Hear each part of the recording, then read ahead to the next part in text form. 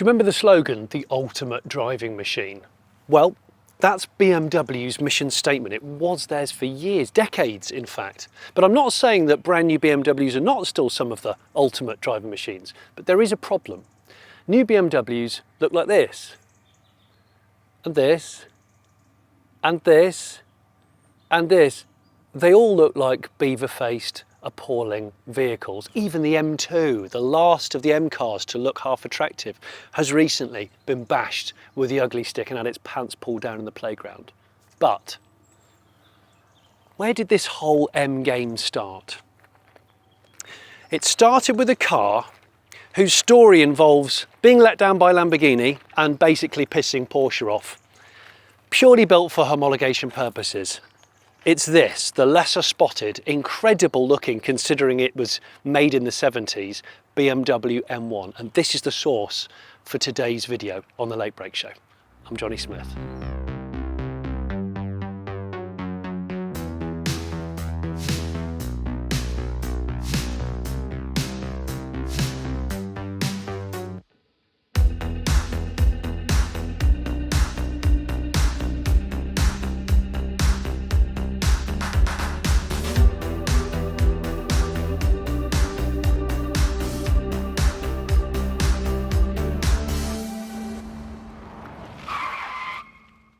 I still can't believe it's a 70s car. Made in 1978 to 81. I mean, look at it, especially from that front angle. It just looks unbelievable, the M1 to me. It's 1.1 meters high, this car, which is still one of the lowest cars I can think of. But of course it was a homologation vehicle. That was the point of the M1. You see, BMW have been really successful at selling road cars by this point. They were doing really well with the 5 and really well with the 3 Series. They were soon to launch the 6 and the 7 Series. But on track, their 3-litre CSL was massively out of date and obsolete. They hadn't really got anything to supersede that. Porsche, meanwhile, were beating everybody. BMW wanted a piece of the action.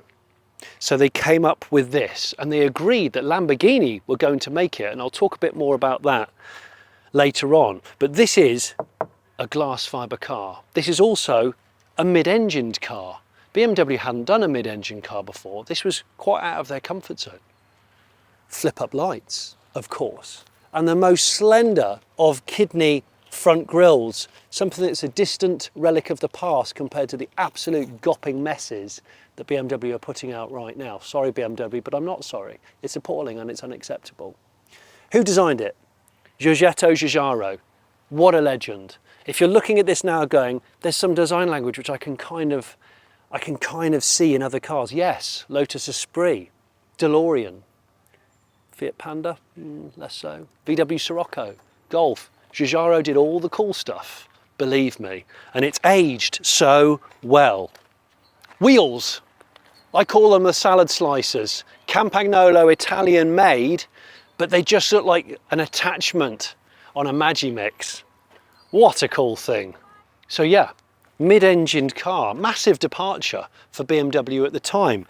The engine, the M88, the engine that's 3,500cc, 277 horsepower, 265 kilometers an hour top speed, and 330 Newton meters of torque. Of course, it's a manual and left-hand drive only, like so many special BMWs were. Less than 500 of these were ever made.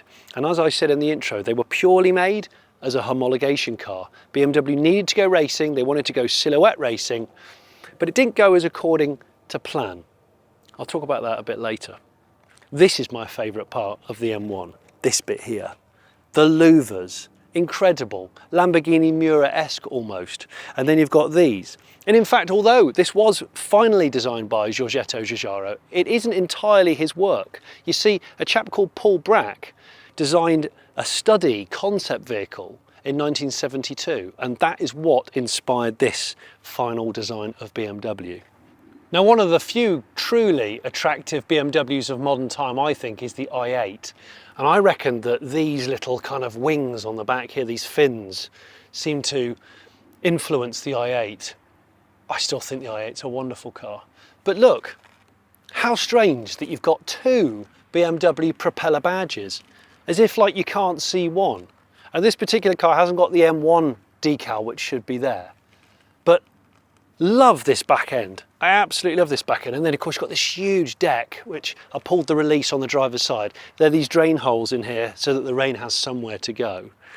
And you've actually got a really big, practical boot space before you get inboard there, before the big old 6 is revealed to you, which must be an absolute nightmare to maintain because it's so far away.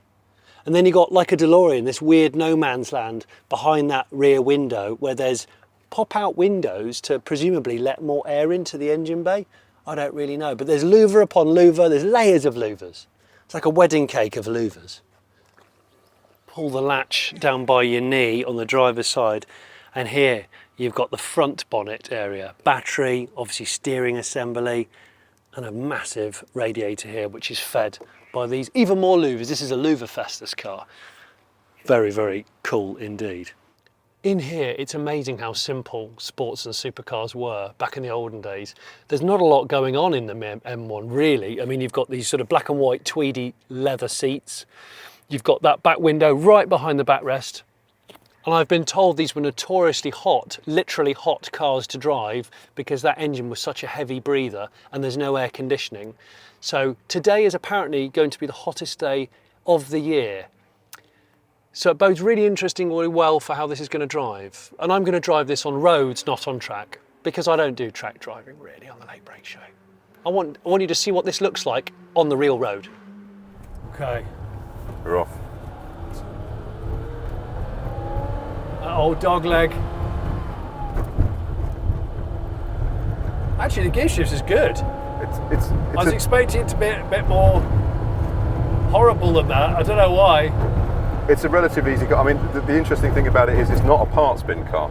So it's unlike not. your Lotuses and all that sort of stuff from this era, yeah, which has maxi switchgear or whatever it is, or a Ferrari Testarossa which has Fiat, what is it, Uno. Yeah. There's nothing in here that you'll find in any other BMW, which is quite brave. It's very brave. There's nothing on the speedo, the gauges, nothing that's in common with the rest of them. It's bizarre because so the story goes, right, this was going to be built by Lamborghini, but it all went wrong. They sort of went bust just before production began. Pretty well. So I think the idea was it was going to be a homologation special for a particular race series, and they obviously had to build, 500 or whatever it was. And in the middle of production, Lamborghini basically folded. And so it's there's the legend of BMW basically raiding the Lamborghini factory, pulling back all the blueprints and sending a transporter to pick up all the shells. Really, just claw back all the bits. Literally grabbing it back. So that I think the story was so the receivers didn't get their hands on what essentially was quite a valuable asset of a supercar in the making. Yeah. And then from there, they then singularly failed to do any better. And the whole thing was just about to be completely thrown in the bin until somebody came up with this fantastic brainwave and put in a phone call to Bernie and said, how about a single model series? Can we stick it on the front of the Formula One races? And Bernie said yes. So it was that weird support race for Formula One where, from what I read, the top 5 fastest in practice pro drivers got seats in one of these. Yeah, so it had all the golden era of Prost, Lauda, all the mega names drove ProCars. We used to have the Niki Lauda ProCar in before my time at Munich Legends. We actually sold it. Really? Yeah. I've got pictures of it. But I tell you what this feels like. It feels like you're in a sort of luge. It's so low, but yet the seats are really supportive. But I definitely feel like my feet are somehow touching your feet in like a V configuration. But the steering's so damn quick. It is very quick. But I mean, they didn't do a lot to make it a difference between, obviously the Pro Car's massively tuned and so on, but it's still very sporty, it's still very quick, it's still very supercar basically. Well, this was, I read, it's 165 miles an hour? Yeah, probably quite scary when you get to 165 miles an hour. The front end has a tendency to lift. It's quite light at the front end. It's not for the faint of heart, especially if you're blind cresting at over 100 miles an hour. It's such a snout. It's such a tiny little snout. Don't you think? Yeah. Look, I think my favourite angle is the dead head on And I think they did a poster of it. I'm sure they did. Yeah, they did next to Concorde, I think. That's it. Yeah. And I cannot believe it's a 70s And it's car. got the same sort of feel as Concorde with its adjustable snout. Yeah, yeah. But the funny part about it is when we did that Windsor Concours event, it was done on a year-by-year basis, and I think the car that was next to it was a Lotus Esprit, designed by Giugiaro as well. That's right, yeah. And you sort of look at it and think, he was quite lazy, really. So he did the M1, and Lotus said, "Can you do us a supercar?" And he just went, "Oh, there you go, I've done it." But you know what? He had a good recipe book. He did know his shit, yeah, basically.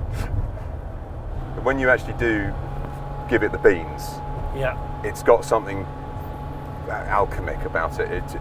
It's the only car that I drive that I get out of and I'm trembling and I've got sweaty palms and it just works me up. There's something about it that's intimidating, I think. Well, you said it's, you know, just be aware of the fact that it is a race car for the road. Yeah. And that's what it always was. So it's raw. It's very simple, obviously, but bearing in mind, just got to say, it's got a quadraphonic stereo. I saw that. It's got air conditioning. It's leather. Oh, it it's does got have nice aircon. trim. Okay. Yeah, it does. It just doesn't work very well. I can. It's unfortunate we can't share the smell with our people, but it is very hot and leathery. It is, and it's getting hotter as well. It's getting hotter. There's not a lot between us and all that magic sitting behind us. Now, although I've come here specifically to drive the M1 today, I've never actually been to Munich Legends. I don't know why. I feel terrible that I haven't. So I wanted to come and have a look around because I know you've got loads of good stuff in stock. But I didn't realise you also had another M1.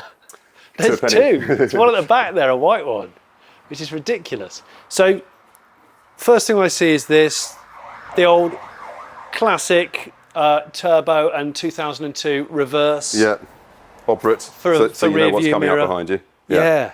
Yeah, what a car. So this is very early days of turboing. Very early days, and it does show.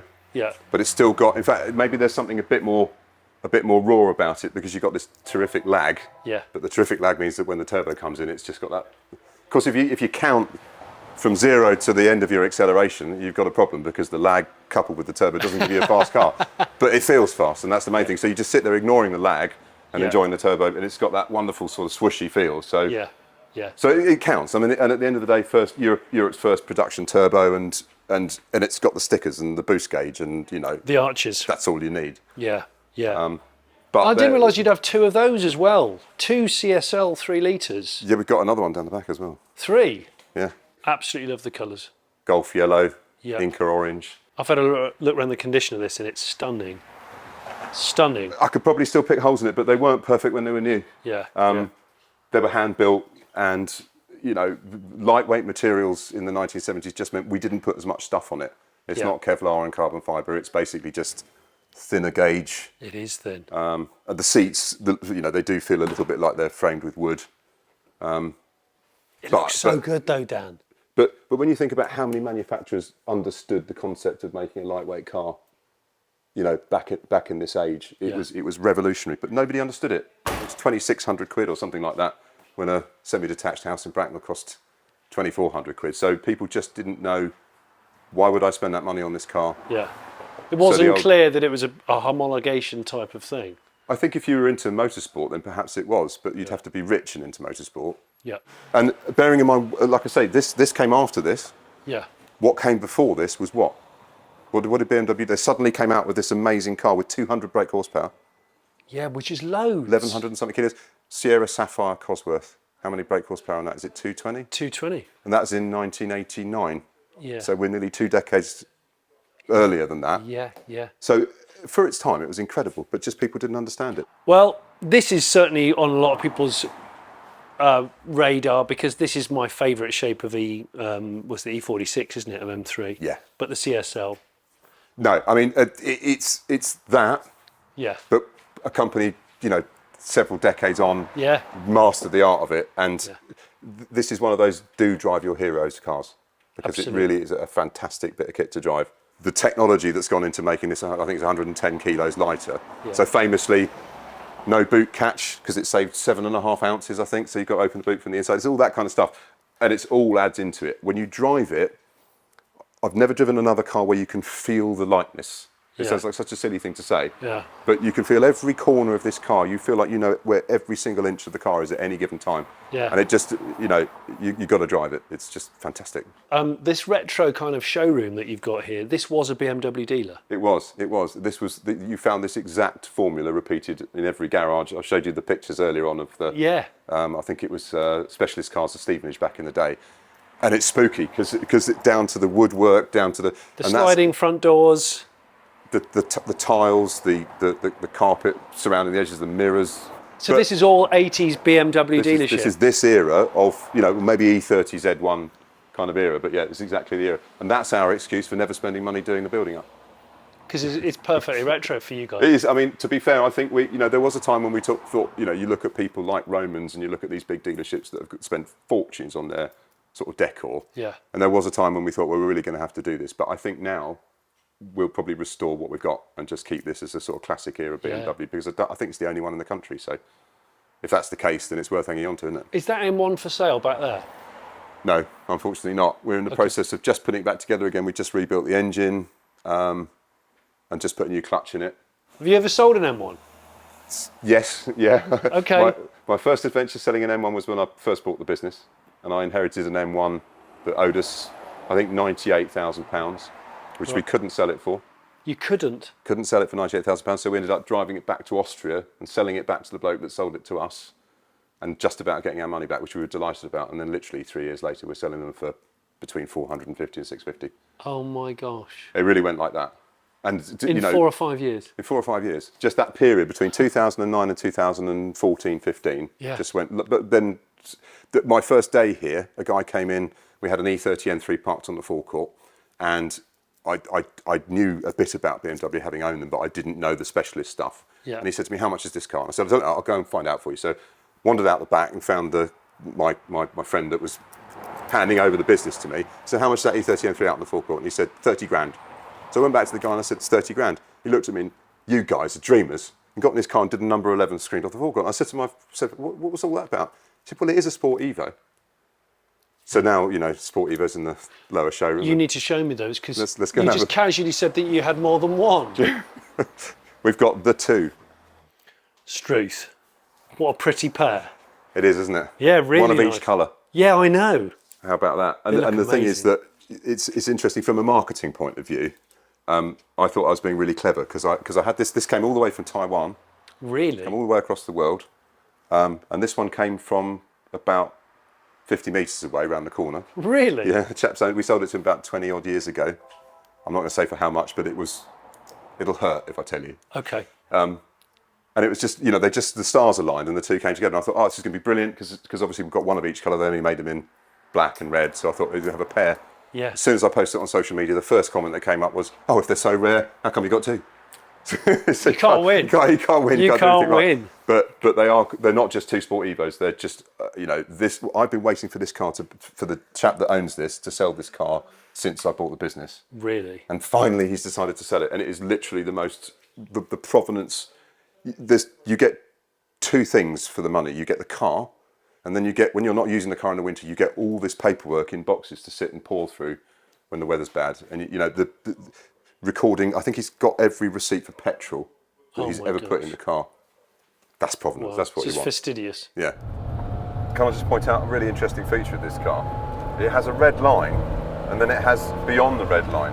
What? So, so what it's basically saying is that, you know, there's a red line there, and then there's a bit more after yeah. the red line. So it's 6.5 to 7.5 or 7 red line, and then it's like you can go 8 and you can go 9, but we don't know. I'm assuming that's a ProCar thing, and that they just drew the red on.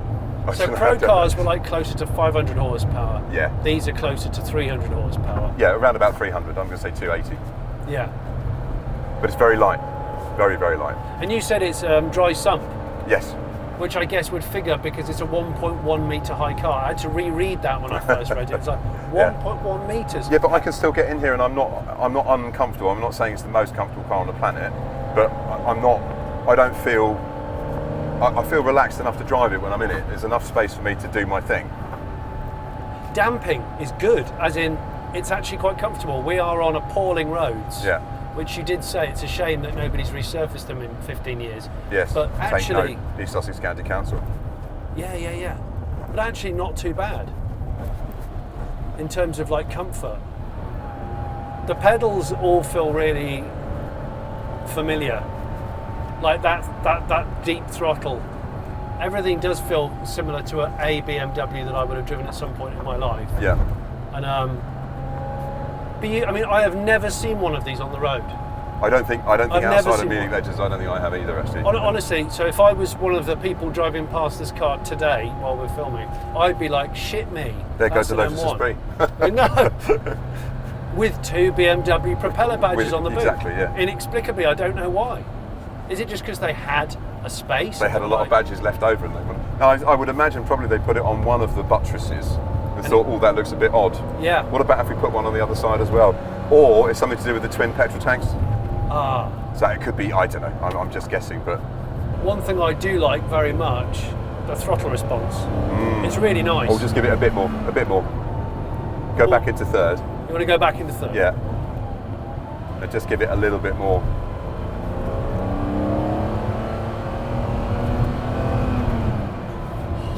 Yeah, that is sweet. We'll find that straight. Yeah, just give it up the straight. That doesn't have as many potholes. We're nice and warm now, so we can give it the beans. Yeah. Not the full beans, but Do you know what? Actually, the clutch and the brakes are more forgiving. I know you said beware, it's a race car. When the clutch warms up, it can be a bit more stroppy. Can it? Yeah, and I wouldn't recommend the indicators on. I wouldn't recommend going down a spiral car park entrance in Hyde Park. it's the scariest thing.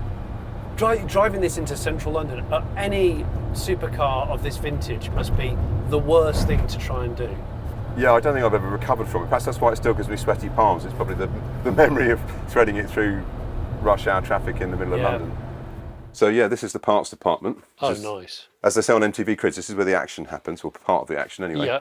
Yeah. Nicholas, busy tapping away at his computer. You weren't expecting us, were you, Nick? No, how's it going on? This is neat, I'm impressed. So of course this is, we inherited effectively a main dealer parts department from the days when just-in-time deliveries didn't really exist. Yeah. So basically, in a sense, we're very lucky because we're dealing with a much wider range of parts from a much longer era than the main dealer will do. Yeah. They're looking at a very limited range and they can order them and get them the next day. Yeah. We've got to hold a lot more stock. You've got like 70s to now, pretty much? Pretty much. Wow. But this is all the boring stuff. Okay. The really interesting bit is the Aladdin's cave upstairs, which Oh yeah. is definitely worth a look. After you, go Oh ahead. yeah. I recognise those. Yep. M3, E30, E9? I think Or is they're it? probably also E30. They might be yeah. 325i. They're obviously M3 because they're swollen arches. Yeah. But this is where it might look like an absolute shambles, but there's an interesting thing. You do a £100,000 restoration, and you're missing the grille on an E9 CSL that's the old radio speaker cover, which is brown. It's a hole in the dashboard, and the job can't be finished, and it's a £2 part. Yeah. And it becomes worth 150 grand because you can't finish the job and get paid for it without that £2 part. So this is where. So this is years of hoarding. This is me as a human being translated into a parts department because I'm a massive hoarder. But I inherited all this when I bought the business, and we got full interiors, we got cloth from cars that you can't buy. We have a lot of clocks and gauges and You do. OBCs I was just looking at this. it's endless. So you bought the business after being obviously a customer. Yeah, I've been a customer for 15 years. Yeah. Running a telecoms company, doing much more boring stuff up the road, and then spending way too much time at Munich Legends. And it's a bit of a Remington razor at the moment. I liked it so much I bought the business. It just got into trouble at a moment in time. Yeah. And nice bit of background music there for you. Yeah. And I just sold a business, and I was just sort of looking for a new project, and it just the stars aligned, and off I went. And I had no idea where I would go. I had no idea I would be here today, having this conversation with you. To be fair, Okay, so this is the service area. yeah, this is the engine room. This is where it all happens, and it's fairly typical eclectic mix of kind of what we do really. So you're not going to see that much that's under 3 years old, but once it comes out of warranty and service packs and everything, obviously we're in the game. So you do service like nearly new cars, or Service any BMW. any BMW. You're not prejudiced. We're not picky. We're not prejudiced, and we try and you basically give the same level of service to somebody with an M1 as you do with somebody with their pride and joy that's an E30 that they bought for £2,000. Yeah. So I think the thing is, most of we're all enthusiasts, and most of our customers are enthusiasts. But of course, then there's people who just drive it to work, and it's just it's a workhorse. And then an Yes. E36 M3. And these, as we were saying, these are having a bit of a renaissance. Really, this is 20-odd thousand mile car, and you can just sort of see straight away.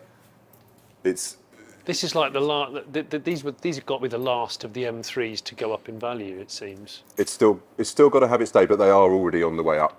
Because there's so few that haven't been completely ruined. Yeah, that's so true. They were so cheap at one point that they just weren't spent. Nobody spent any money on them. They weren't worth it. But we're just seeing a few coming out of the woodwork that seem to have been stashed away for years. People waiting for them to be worth something. Yeah. Bloody hell! I didn't realise there were this many buildings. I think it's the outside version of a TARDIS. Yeah. Now we get that quite a lot, but yeah, there's a few. Few E30 interesting track bits and car, bobs. E46 M3. Best M car ever made. Personal opinion. That's your favourite, yeah. I love an E90. I Yeah. think they're everything to everybody. They're all cars to all men. And this is our restoration shop. So this is a dedicated. I mean, this is where we also park the gems. Okay, so up there is the sort of the main service area, day-to-day servicing. Yes, and this is the restoration shop. Wow. So that's kind of where that's on the clock. Yeah. That's a variety of cars, but ultimately that's a quick service area where Stuff quick comes in, in quick out. daily, goes out daily. Exactly, and Yeah. it's run like a military precision sort of machine. And this is a different tempo in here, and I always think this is a bit more of a craft. It's more of an atelier. Yes. And the idea of it, first of all, the principle is that when you strip a car down, the parts don't have to leave the room. Yeah. So you've got a dirty side Yeah. and a clean side. So this is obviously built to take headlining, door cards, trims, glass that can't be broken. So there's obviously bits of M1 that still need to be fitted. And this, Bloody hell, Dan, what's this? that is an Alpina B6S, one of 64. A B6S. A B6S, which is basically Alpina went out and bought an M3 Yeah. off the production line at BMW, took out the S14 engine, bought an M30 engine, breathed on it, made it Alpina special, and then just shoehorned it into the front of the car. And it's just an awesome bit of kit. Wow. It's one of those very deserved cult cars that worldwide everybody just wants to see a B6S. Surely this has got to be worth telephone numbers. It's in the same sort of area as a Sport EVO. Is it? Yeah. But they made 64 of these, and they made a whole 600 Sport EVOs. So on numbers, this is a lot more special. This is a unicorn. Yeah. So when these come up for sale, is this like a £500,000 car now? More? Less? They've been up and they've come back down a bit, and I think yes, if it's the low mileage, and the problem is it's a space frame chassis, Yeah. and you can't tell what condition the space frame's in. Right. If it's not in good condition, it's going to be very expensive. Yeah. Yeah. And you can bore scope it out, and you can see. You take the panels off the bottom. There's one part that you can see. Yeah. If that's in bad condition, the bits that you can't see are probably a lot worse. Yeah. And I just think people are a bit scared of them, and also there's a bit of a scarcity of parts this year as well, Yeah. which obviously plays into values. But I just still think that it's a car for connoisseurs a little bit. Yeah. It's not mainstream. It's not a Countach. No. It probably wasn't many people's poster car. Maybe ProCar. Yeah. But it's still a bit of a well-kept secret, really, in the sort of supercar collectors world. But if you think about it, I hate to talk about value for money when you're talking about a car like this, but it's not a lot of money for something that's rare, performs amazingly, looks fantastic. Is it up there? No, straight up here. Okay. No, you are right actually, and it's almost cheap. the problem with letting me have a little go is that I'm wondering what it'd be like on a long journey. I'm thinking it'd be better Very, than very hot. There we go. Oh. Lovely. That's It's really quite creamy, you know. That's just music. Yeah. This is ace. But what it's achieved is it looks so futuristic without really any wings. It's very smooth. Any it's big very lumps. svelte, I mean, isn't it? I think it's aged remarkably, but it's like it's had HRT at some point secretly, and everyone's gone, what the hell? How's that managing to look so good? And you said the brakes are... On this particular one, they're probably, it's not used very often, so I think it's a question of unseating the calipers every time we get it out. Yeah. Do you think most of the M1s out there, and I don't know how many have survived, out of the sort of 460 or whatever there were, I don't know how many still exist, but... I would have thought there's probably a reasonable number still out there because they don't get driven. No, but that's the thing, do you think any get driven? Oh, I'd like to think some of them do, but it's... I fear probably not. It's got a bloody good turning circle for a It's supercar. not bad, is it? It's very civilised. Really good. The only thing you'll notice is the little bobble on the steering column Oh, that knocks your foot off the brakes as you go round on lock. it does. Which is, when you're trying to park, and I go back to the Hyde Park experience, it's quite scary when your foot gets knocked off the brake. It is banging on you, yeah.